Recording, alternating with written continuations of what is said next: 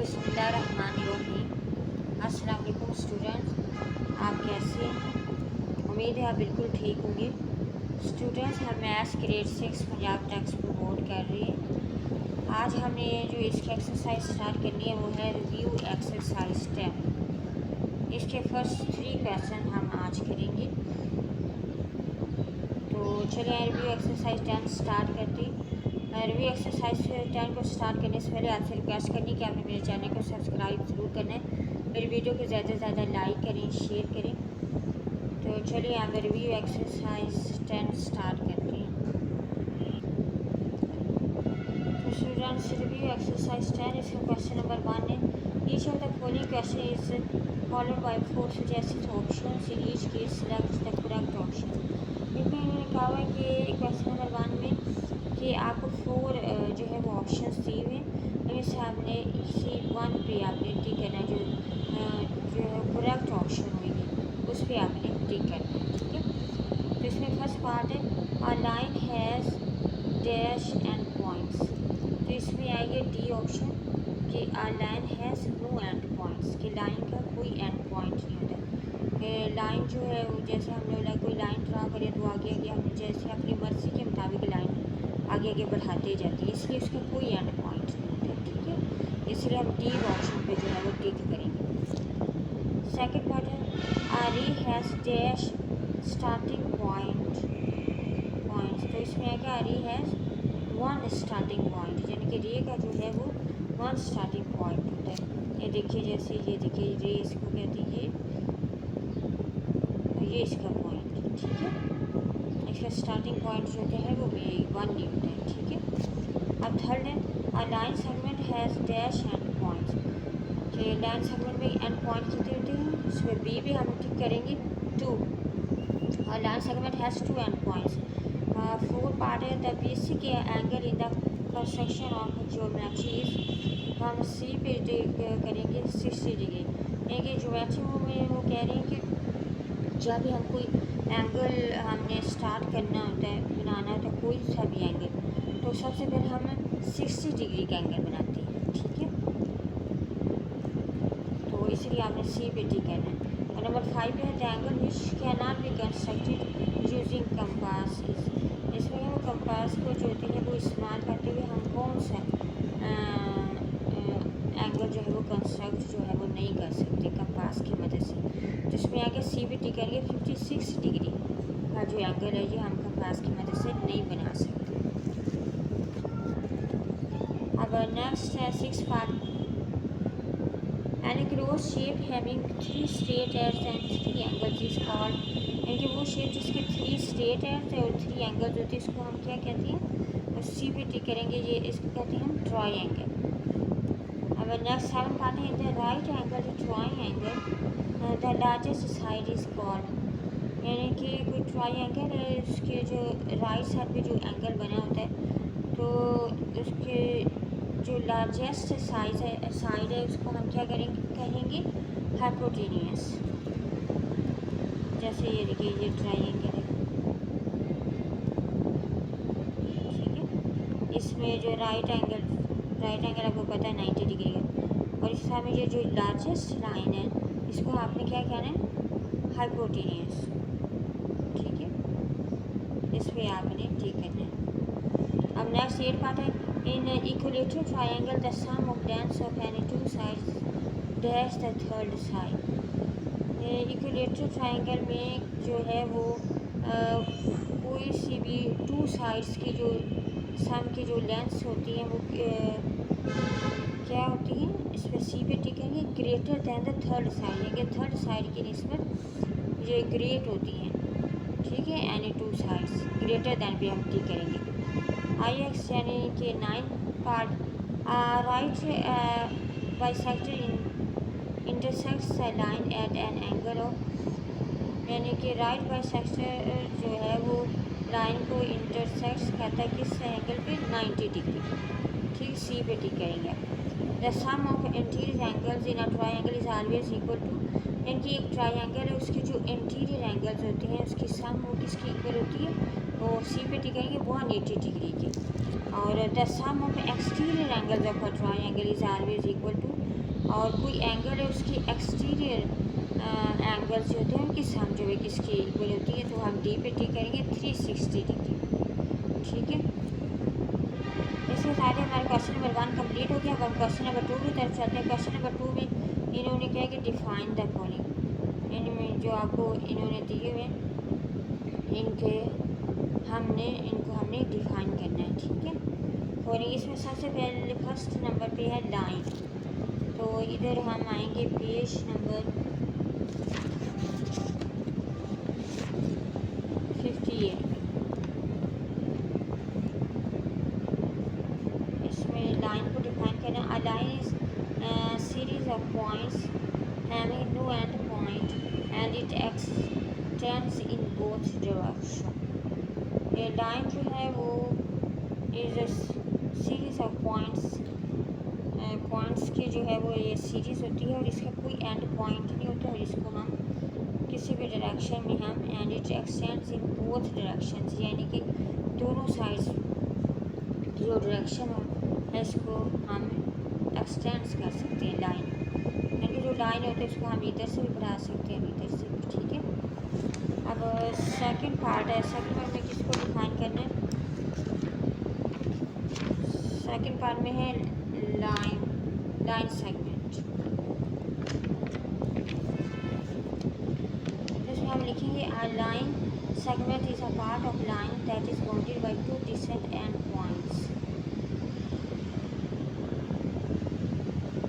इसमें आपने जो ये लिखना है कि ये एक line segment is a part of line, एक लाइन सेगमेंट जो है वो लाइन का वो हिस्सा होता है that is bounded by two distant and points, जो कि दो मखसूस एंड पॉइंट्स जो होती हैं जिसकी। ठीक है, तो इसमें आपने सेकंड में लाइन सेगमेंट की ये वाली डेफिनेशन लिखनी है।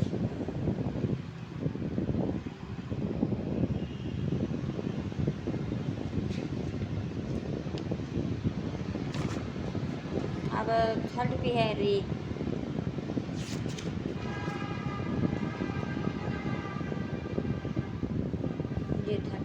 रे is a line with one and point. रे जो होते हैं वो लाइन होता है जिसका एक ही एंड पॉइंट होता है। ठीक है, अब नेक्स्ट के एंगल के लिए हम जाएंगे page 144।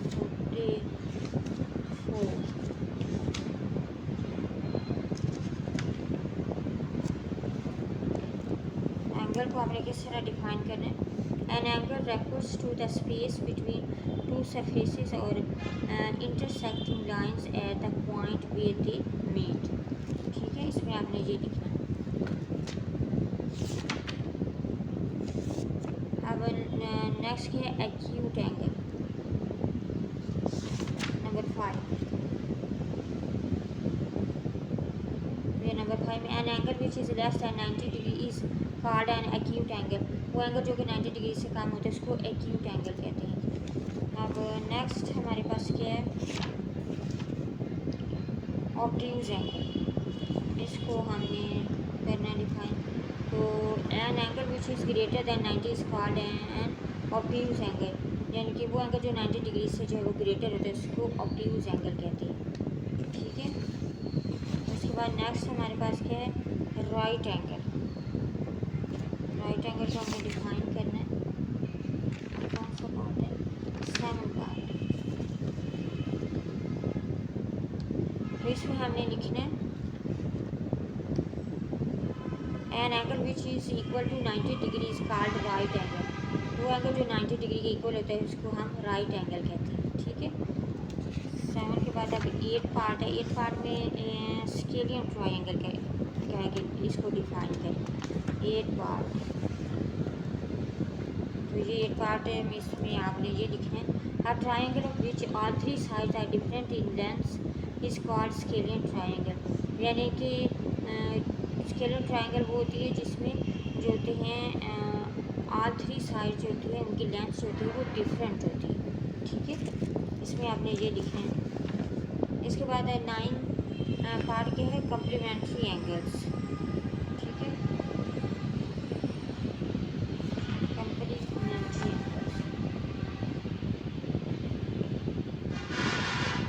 If the sum of two angle is 90 degree then these angles are called complementary angles.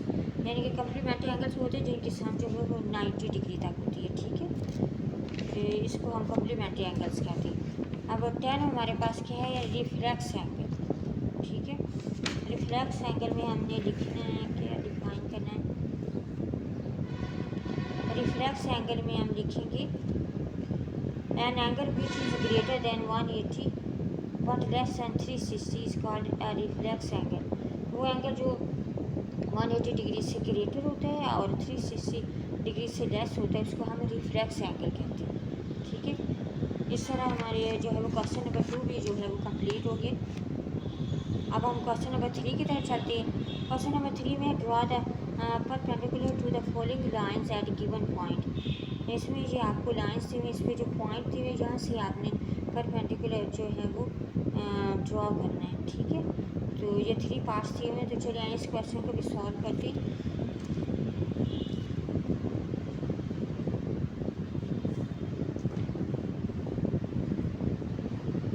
तो जो फर्स्ट पार्ट है इसमें ये लाइन जो है सेगमेंट दी हुई है, इसमें 2 पॉइंट्स है, ये इधर एंड पॉइंट एक पी है और एक एफ है। तो जिस पॉइंट से इन्होंने क्या परपेंडिकुलर ड्रा करें वो है जे पॉइंट, ठीक है। अब हम इससे परपेंडिकुलर जो है वो ड्रॉ करेंगे। इसमें हम कंपास का इस्तेमाल करेंगे, देखेंगे हमने अपनी मर्जी से हम कम और ज़्यादा कर सकते हैं। इसको क्या करेंगे, इस पॉइंट पे रख के एक आर्क जो है वो ड्रॉ करना है, ठीक है। अब ये आर्क जो है जिस पॉइंट पे ये दोनों लाइन सेगमेंट को ड्रॉ कर दिए, इनकी हम जो है वो नेम रख देते हैं एल और ये है एम।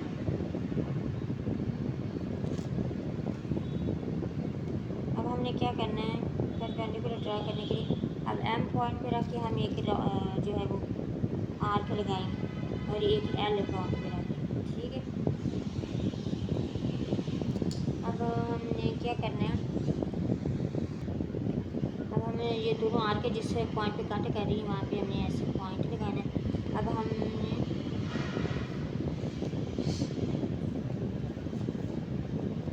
इस पॉइंट पर इस पॉइंट को हमने मिला देना है, ठीक है।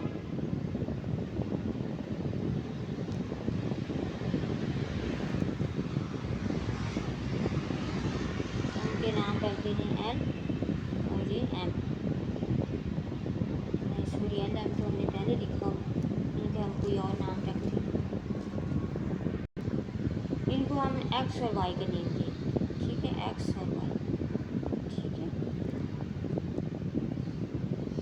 तो इस तरह फर्स्ट पार्ट हमारे जो है कंप्लीट हो गया। इसमें हमने पॉइंट से हमने परपेंडिकुलर जो है वो ड्रॉ कर लिया है, ठीक है। अब हम सेकंड पार्ट की तरफ चलते हैं। सेकंड पार्ट में भी पॉइंट से हमने परपेंडिकुलर ड्रॉ करना है, तो हमने ऐसे करना है। इससे मैं इसको टर्न करूँगी। अब इस पॉइंट सेकंड नीचे की तरफ हमें एक रॉड आर्क जो है वो ड्रॉ करना, ठीक है। अब इनको मैं नेम दे दूँगी, ये जहाँ पे ये कट कर रही है लाइन सेगमेंट को, इनके एल और इसको एम, ठीक है। अब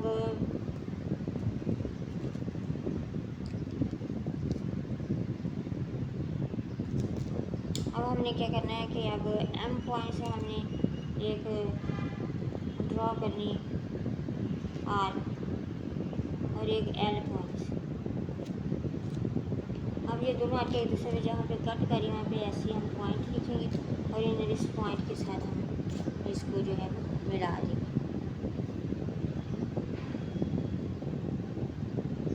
ठीक है। और इनके नेम हमने क्या रखने हैं, इनके पी और क्यू रखने हैं, ठीक है। इस तरह हमारा सेकंड पार्ट भी जो भी कंप्लीट हो गया। इसमें भी हमने परपेंडिकुलर जो है वो ड्रॉ कर लिए, ठीक है। अब हम जो है वो थर्ड पार्ट की तरफ चलते हैं। थर्ड पार्ट में भी हमें ये पॉइंट दिया हुआ, इस पॉइंट से हमने परपेंडिकुलर हमने ड्रॉ करनी है, क्या करेंगे हम इस पॉइंट से हम प्रकार कंपास के खोलते हुए एक जो है वो आर्क ड्रा करेंगे। ठीक है, ये लाइन सेगमेंट को जहाँ पे कट कर रही है इनके नेम लिखेंगे, इनके एल और इसको एम। अब हमने जो है वो एम पॉइंट से एक आर्क लगानी और एक एल पॉइंट से। अब इनके जो सेंटर पॉइंट है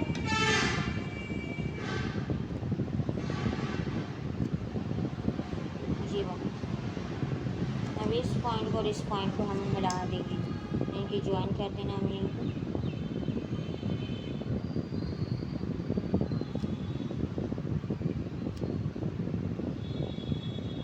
इनके नेम हम रख देते हैं एस और इसका नाम रख देते हैं टी।